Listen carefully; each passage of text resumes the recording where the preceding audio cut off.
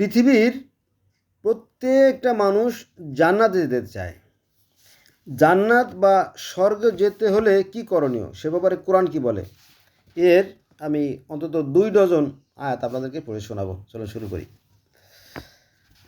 সূরা নামল আয়াত নম্বর 89, এখানে বলা হয়েছে, যে কেউ সৎ কাজ করে সে উৎকৃষ্টতর প্রতিফল পাবে এবং সেদিন ওরা সংখ্যা হতে নিরাপদ থাকবে। যারা সৎ কাজ করবে তাদের কোনো ভয় নাই, সেই কথা বলছে।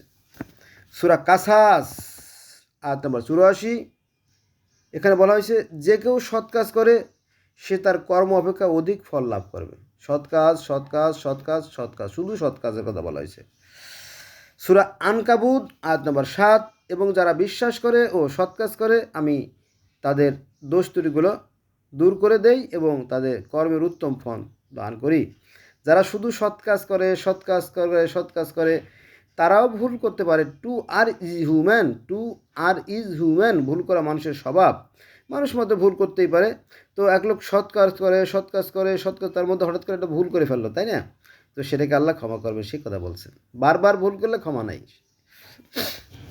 সূরা আনকাবুত আয়াত 58, এখানে আল্লাহ বলেন, যে যারা বিশ্বাস করে ও সৎ কাজ করে আমি অবশ্যই জান্নাতে সেবাজানের জন্য সুউচ্চ প্রাসাদ দান করব, যার পাদদেশে নদী প্রবাহিত।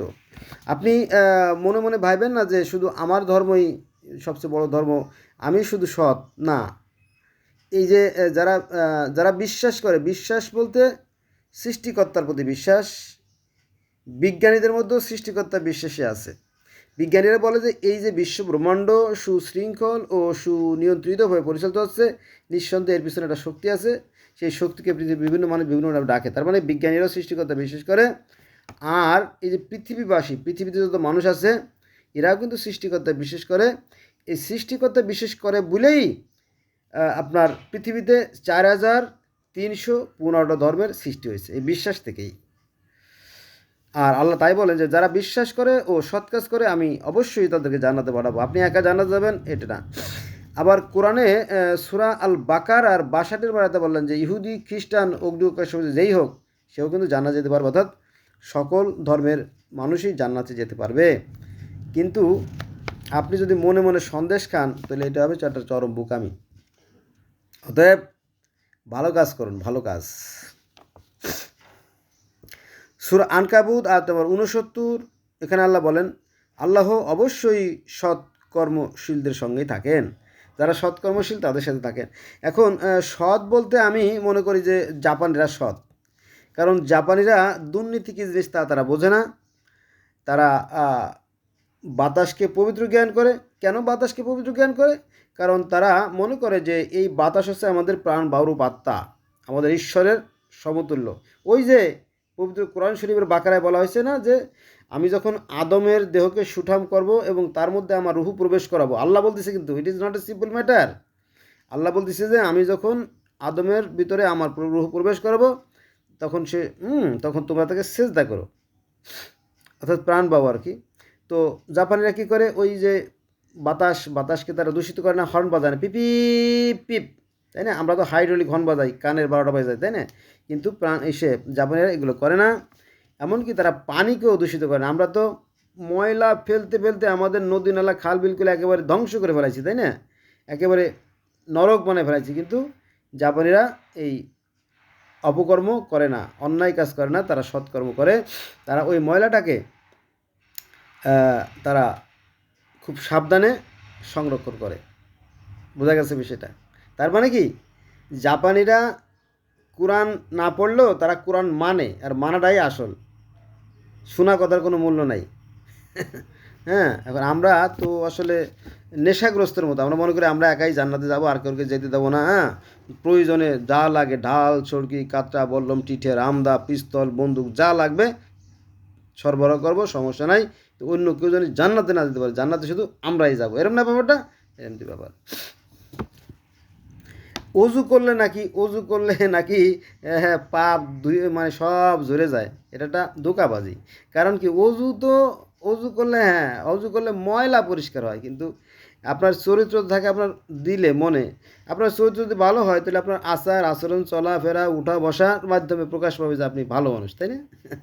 এটা ধোঁকাবাজি চলছে আর কি আমাদের এখানে। এই ধোঁকাবাজির কারণে আমরা জাতি হিসেবে ধ্বংস হয়ে যাচ্ছি, কিন্তু কিন্তু মানুষ বুঝতে পারে না। যাক, তাহলে আমরা জানলাম যে সূরা আনকাবুত আয়াত নম্বর 58, যারা বিশ্বাস করে ও সৎ কাজ করে আমি অবশ্যই জান্নাতে প্রবেশ করাবো, সেবাদের জন্য। সেখানে থাকবে সুউচ্চ প্রাসাদ, যার পাদদেশে নদী প্রবাহিত। বোঝা গেছে বিষয়টা?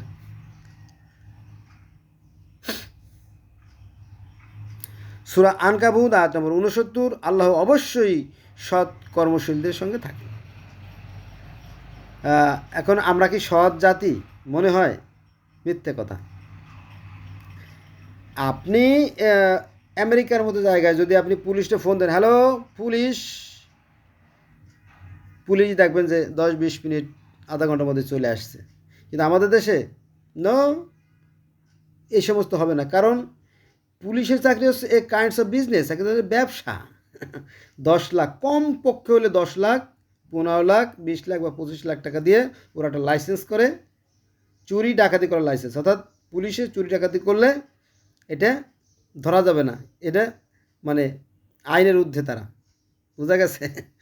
এই জন্য তারা বাড়ি বিক্রি করে, গাড়ি বিক্রি করে, ভিটে বিক্রি করে, জমি বিক্রি করে, গরু বিক্রি করে টাকা চাকরি নেয়। নেওয়ার পরে ওই যে 25 লাখ দিয়ে তারা আবার 10 কোটি টাকা ইনকাম করে। এটা হচ্ছে এই কাইন্ডস অফ বিজনেস। এটা কোনো চাকরি না, আমাদের দেশে কোনো চাকরি না। যাক, আমার কাছে কিছু ডকুমেন্টস আছে, আমার কাছে কিছু দলিল আছে। আমি গত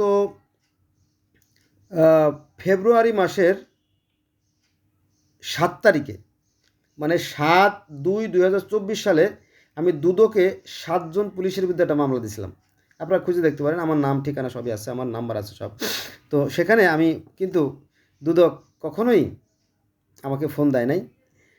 তারপরে আমি 2-3 বার যে চেষ্টা করছি, কিন্তু তখনও তারা ফোন দেয় নাই।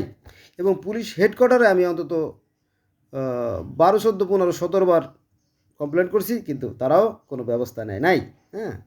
তো আমি মনে করি এরা হচ্ছে পৃথিবীর সর্বনিকৃষ্ট প্রাণীদের একটা জাত। হ্যাঁ, কিন্তু আমেরিকাতে আপনি ফোন দিলে পুলিশ পাবেন, আমাদের দেশে না। আর মনে করেন যে আপনি একটা অভিযোগ দিলেন, আপনি তো আপনার মতো করে দেবেন, তাই না? আপনি যা মন চায় একটা অভিযোগ আপনি দিলেন, হবে না, এদের হবে না। আপনাকে মুখে বলতে হবে, এবং তারা যে লিখবে তাকে 100, 200, 500, 1000 টাকা দিতে হবে। দিলেই মাত্র শুধু কি আপনার অভিযোগটা গ্রহণ করবে। তবে ইদানিংকালে আপনার অনলাইনে অবশ্য এই পুলিশের কাছে অভিযোগ করার একটা সুযোগ আছে, একটা নাম্বার দিয়ে দেয়। এটা একটা আশার বাণী, এটা খুবই ভালো বিষয়। যাক, সামনে আরও ভালো শুভ দিন আসবে। তবে সবাই খারাপ না, কিছু পুলিশ ভালো আছে, তাদের জন্য দেশটা পৃথিবীটা টিকে আছে। এটা কি? তো বন্ধুরা, এই পর্যন্ত রইল আজকে। সবাই ভালো থাকবেন। আল্লাহ হাফেজ।